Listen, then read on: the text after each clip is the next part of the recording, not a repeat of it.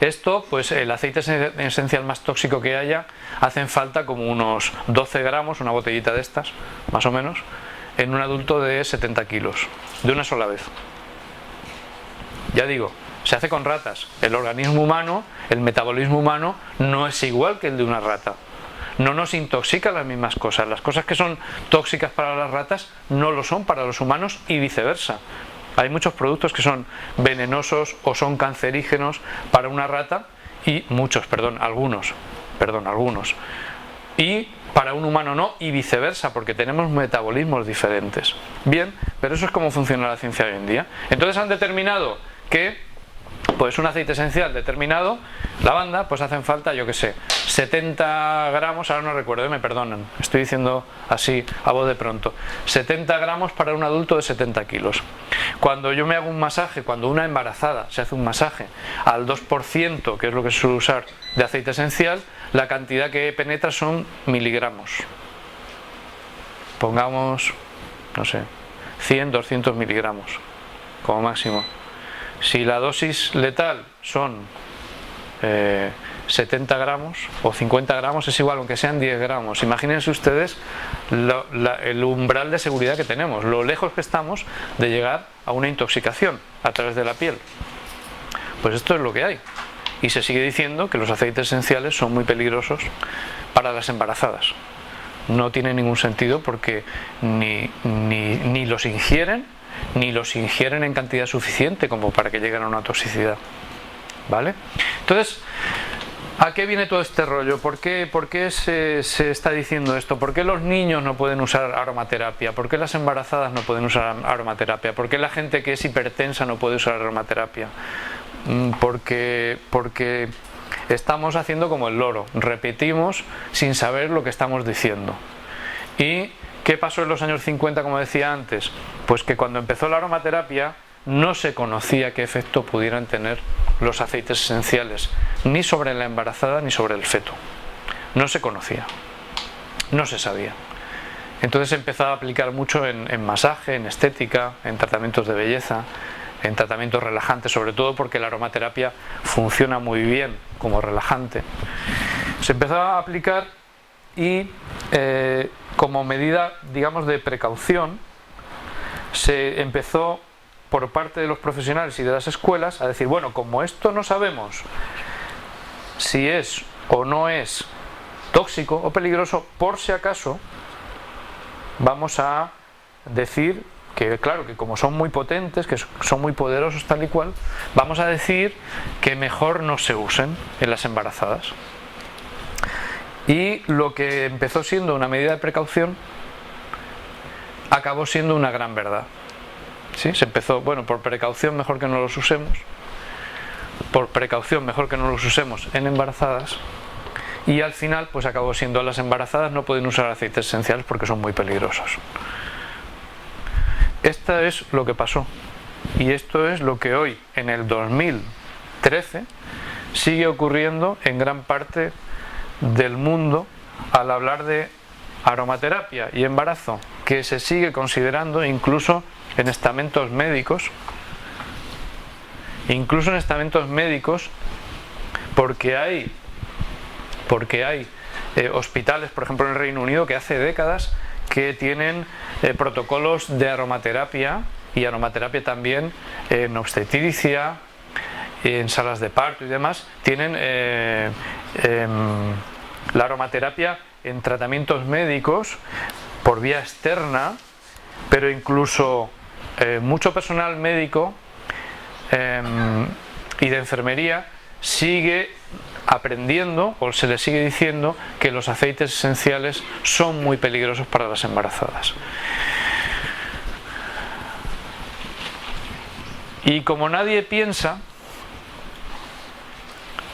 falta uno, y como nadie piensa, hasta que viene alguien como Ron Guba y dice, vamos a ver, ¿qué pasa aquí? ¿Esto de dónde viene? Vamos a ver qué pasa con esto. ¿De dónde ha salido que los aceites sean tan peligrosos? ¿Cuántas embarazadas han muerto? ¿Cuántos abortos se han producido? ¿Cuántos niños se han intoxicado? Vamos a ver qué pasa con esto.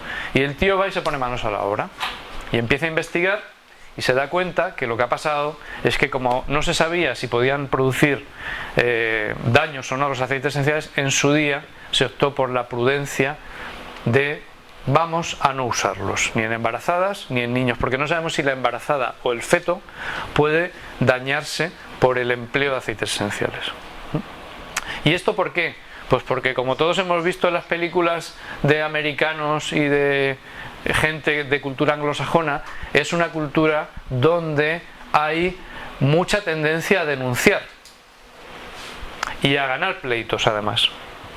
Y si no lo tienes muy claro y no lo haces muy bien, pues es muy fácil que te ganen un pleito. Y si tú no tienes claro que eso puede ser dañino para la embarazada o para el feto, pues por si acaso mejor no lo voy a usar. Y eso ha pasado a ser una verdad que no está sustentada por hechos reales. Los únicos casos que hay de embarazadas que han abortado por uso de aceites esenciales no es por tratamientos de aromaterapia, es porque eran mujeres que han leído que hay aceites que son abortivos y que querían abortar, y que se han tomado grandes cantidades de una sola vez o en varias veces para producir el aborto. Esos son los casos de abortos o de intento de aborto por aceites esenciales, que no tienen nada que ver con un tratamiento de aromaterapia. Eso es un intento de aborto. Los casos que hay de muertes por ingestión de aceites esenciales se deben a personas que se han intentado suicidar tomando grandes cantidades de aceites esenciales. Eso, me perdonan ustedes, pero eso no es aromaterapia, es intento de suicidio o suicidio. Es bien diferente. Pues esos son los datos que se toman para decir que los aceites esenciales son venenosos, tóxicos, etcétera, etcétera. Esos son los datos, no la realidad de miles y miles de personas que están usando aromaterapia y tratamientos de aromaterapia y que no han tenido ni abortos ni malformaciones, porque las aromaterapeutas son sobre todo mujeres y aplican la aromaterapia sobre todo en masaje. Y cuando tú das un masaje, la persona que recibe el masaje recibe el aceite y su piel lo absorbe, pero la persona que da el masaje no lo da con guantes, también absorbe. Y no hay ningún dato, ni hay ninguna, ni remota, ¿cómo les diría? Sospecha de que las aromaterapeutas que trabajan en eso y que no dejan de trabajar porque están embarazadas pero tienen que seguir ganando su sueldo, no dejan de trabajar aunque estén embarazadas, no hay ningún dato que justifique que esas señoras tienen ni más abortos ni más malformaciones que el resto de personas embarazadas. ¿Sí? Hay otro caso de niños que en los años 30 en Estados Unidos se puso de moda el uso del wintergreen. El wintergreen, para que se hagan una idea, no lo tenemos aquí, es Reflex. ¿Se acuerdan ustedes del Reflex? Pues el Reflex es salicilato de metilo y el wintergreen es un aceite esencial que es casi 100% salicilato de metilo. Es un aceite esencial que va muy bien para dolores musculares, para contracturas, para dolor en general, y que en Estados Unidos, en sitios así rurales, se usaba mucho, la gente lo tenía en casa pues porque era muy efectivo y para los trabajos digamos físicos, duros, iba muy bien. ¿Qué pasó? En los años 30 se puso de moda y hubo como una especie de epidemia, no sé si murieron 30 y tantos niños por ingestión de wintergreen. O sea, eso sí murieron, pero fue un accidente, fueron unos niños que pensaron que la botellita pues era algo rico, niños muy pequeños. Cuando un niño es muy pequeño tiene muy poco peso corporal y evidentemente entonces la dosis letal es con menos cantidad ya llegas a la dosis letal. Entonces estos niños ingirieron una gran cantidad de wintergreen y hay reportes médicos que justifican eso y podemos decir sí, esos niños han muerto por causa de aceites esenciales, pero eso ha sido por un accidente, no ha sido por aplicar la aromaterapia. En aromaterapia no aplicamos cantidades brutales de aceite esencial, ni por vía externa ni por vía interna. Un médico no le receta a una persona más de 3 gotas 3 veces al día de un aceite esencial, un médico, por vía interna, ¿vale? Y con 9 gotas es imposible que una persona se muera o se intoxique. Que una persona con una determinada patología o característica o problema pueda tener como consecuencia de la ingestión un problema, sí, pero de eso a llegar a una intoxicación y un envenenamiento hay un abismo, ¿sí? Entonces, hecha esta previa, la conclusión es que la aromaterapia se puede aplicar en todo tipo de personas, en todo tipo de situaciones, sobre todo si estamos hablando de la vía externa, externamente hablando, que los médicos franceses, que son los que aplican la aromaterapia por vía interna, la usan en todo tipo de personas también, según ellos consideren. Ahí no entramos, no somos médicos, no entramos ahí en la vía interna, pero en la vía externa sí perfectamente. Y que las dosis que se emplean normalmente, digamos profesionalmente en aromaterapia, son muy seguras, están a años luz de cualquier posible problema o intoxicación que se pueda producir, estés o no estés embarazada. Es decir, que la aromaterapia se puede aplicar con mucha seguridad y con mucha efectividad en embarazadas.